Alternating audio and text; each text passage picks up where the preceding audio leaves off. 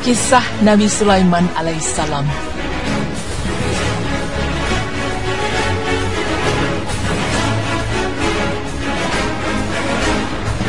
Dan sesungguhnya kami telah memberi ilmu kepada Daud dan Sulaiman, dan keduanya mengucapkan, segala puji bagi Allah yang melebihkan kami dari kebanyakan hamba-hambanya yang beriman. Quran Surah An-Naml ayat 15. Pemirsa beriman, jika kita mendengar kata Nabi Sulaiman, yang terlintas di benak kita adalah seorang nabi dengan banyak keajaiban.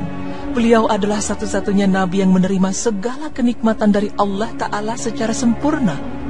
Pertama, Nabi Sulaiman mewarisi tahta kerajaan ayahnya. Kedua, dia bisa berbicara dengan segala macam binatang. Ketiga, dia memperoleh kekuasaan untuk mengendalikan angin. Kemudian Allah menundukkan jin dan setan untuk melayaninya. Itulah sebabnya Sulaiman dapat mengikat setan-setan kafir guna mencegah kejahatan. Nabi Sulaiman merupakan putra dari raja dari kerajaan Israel bernama Nabi Daud alaihissalam. Nama Sulaiman disebutkan sebanyak 27 kali di dalam Al-Quran. Sejak Nabi Sulaiman berusia 11 tahunan, beliau sudah menunjukkan tanda-tanda kecerdasan, ketajaman otak, kepandaian berpikir, serta ketelitian dalam mempertimbangkan dan mengambil suatu keputusan. Sejak masih berusia muda, Sulaiman telah disiapkan oleh ayahnya yakni Nabi Daud untuk menggantikannya menjadi raja di kerajaan Bani Israel. Namun putra pertama Nabi Daud, kakak dari Sulaiman yang bernama Absyalom, tidak merelakan dirinya dilangkahi oleh adiknya. Ia beranggapan bahwa dialah yang sepatutnya menjadi putra mahkota, dan bukan adiknya yang lebih lemah fisiknya, serta lebih muda usianya. Dan menurutnya, Nabi Sulaiman belum banyak mempunyai pengalaman hidup seperti dirinya. Maka segala taktik dan strategi dilakukan Absyalom untuk merampas harta dan kekuasaan dari tangan ayahandanya secara paksa, hingga akhirnya tahta itu pun jatuh di tangan Absyalom.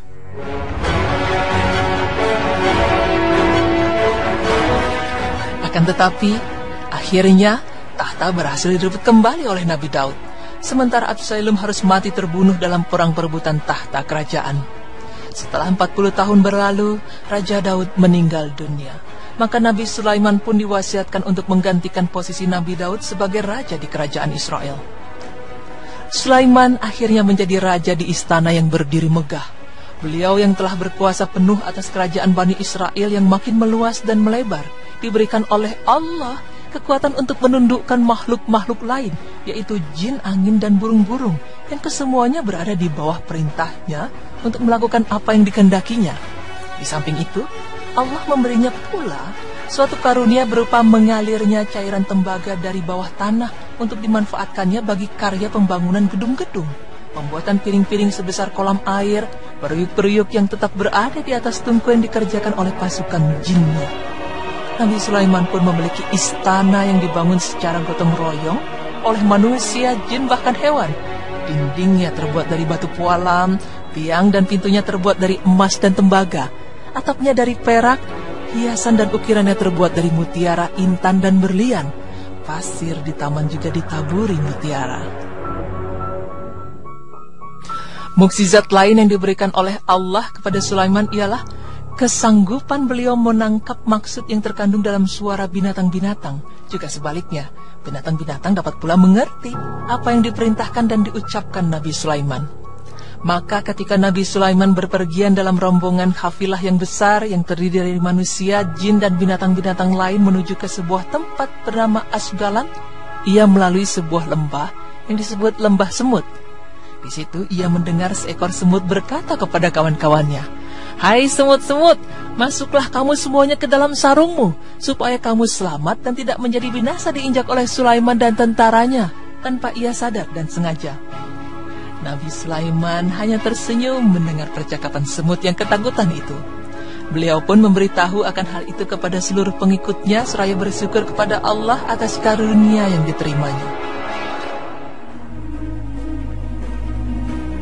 Suatu ketika, Nabi Sulaiman diberitahu oleh burung hudhud bahwa di Yaman terdapat kerajaan Saba yang istana dan singgasananya sangat megah, penuh permata.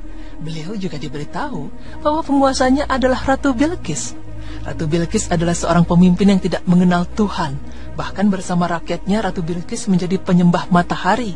Mereka bersujud kepada matahari di kala terbit dan terbenam. Dan untuk mengetahui kebenaran dari berita burung hudhud, maka Nabi Sulaiman mengutus burung hudhud untuk mengirim sebuah surat kepada Ratu Bilqis yang berisi permintaan untuk bertaubat kepada Allah Subhanahu wa Ta'ala. Karena apabila ia tidak menuruti perintah untuk bertaubat kepada Allah Subhanahu wa Ta'ala, maka negerinya akan diserbu pasukan Nabi Sulaiman yang gagah berani. Ratu Bilqis tetap menolak untuk bertaubat karena tidak meyakini bahwa Sulaiman adalah seorang nabi yang diutus oleh Allah Subhanahu wa Ta'ala. Ratu Bilqis pun akhirnya menggunakan cara dengan memberikan iming-iming berupa hadiah-hadiah berharga untuk Nabi Sulaiman agar tidak menyuruhnya untuk beriman kepada Allah. Namun Sulaiman menolaknya karena beliau merasa bahwa apa yang sudah diberikan Allah terhadapnya adalah lebih dari cukup. Nabi Sulaiman mendengar kabar bahwa Ratu Bilqis akan mengunjungi kerajaannya.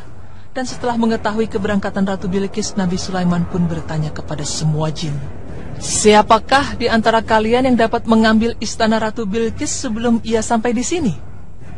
Maka dijawablah oleh raja dari segala jin, "Saya sanggup membawanya sebelum pertemuan ini berakhir." Pada saat itu, muncullah malaikat yang menjelma sebagai manusia dan ia mengatakan, "Insya Allah saya sanggup mendatangkan istana Ratu Bilqis sebelum engkau menggerakkan pelupuk matamu." Dan dalam sekejap saja, istana itu sudah ada di hadapan Nabi Sulaiman. Maka ketika Ratu Bilqis tiba di kerajaan Sulaiman, Sulaiman pun bertanya kepadanya, "Beginikah istanamu?" Ratu Bilqis pun tercengang keheranan seraya berkata, "Agaknya itulah." Seperti dalam firman Allah yang artinya, "Dan ketika Bilqis datang, ditanyakanlah kepadanya, 'Serupa inikah singgasanamu?' Dia menjawab, 'Seakan-akan singgasana ini singgasanaku. Kami telah diberi pengetahuan sebelumnya dan kami adalah orang-orang yang berserah diri." Quran Surah An-Naml ayat 42. Ratu Bilqis yang melihat singgasananya di antara singgasana Nabi Sulaiman tercengang takjub dengan segala ilmu dan keajaiban di matanya. Ratu Bilqis pun merenung menyadari kelemahan dirinya terhadap kebesaran dan kekuasaan Allah yang dipertunjukkan oleh Nabi Sulaiman. Ia pun yakin bahwa Nabi Sulaiman memang benar-benar seorang nabi utusan Allah.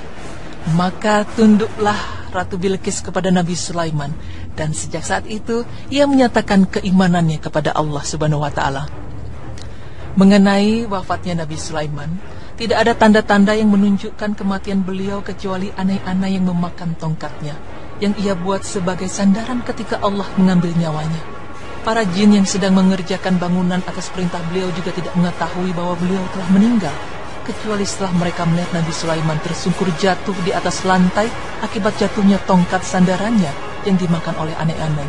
Seperti dalam firman Allah yang artinya, "Maka tatkala kami telah menetapkan kematian Sulaiman, tidak ada yang menunjukkan kepada mereka kematiannya itu kecuali anai-anai yang memakan tongkatnya.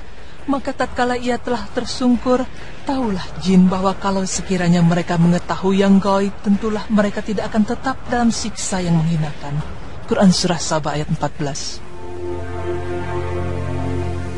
Nah, pemirsa beriman, demikianlah kisah Nabi Sulaiman alaihissalam sejak ia kecil dan sebelum menjadi raja hingga ia menjadi raja, sampai ke kisah mengenai wafatnya Nabi Sulaiman. Dan sesungguhnya hanya Allah Ta'ala lah yang mengetahui kebenaran mengenai kisah wafatnya Nabi Sulaiman. Semoga informasi tadi dapat bermanfaat dan menambah pengetahuan serta keimanan kita kepada Allah Subhanahu wa Ta'ala. Dan semoga kita dapat mengambil hikmah dari kisah Nabi Sulaiman bahwa beliau tidak pernah menyombongkan diri dan murtad kepada Allah meskipun harta kekayaan yang melimpah. Amin ya Rabbal Alamin.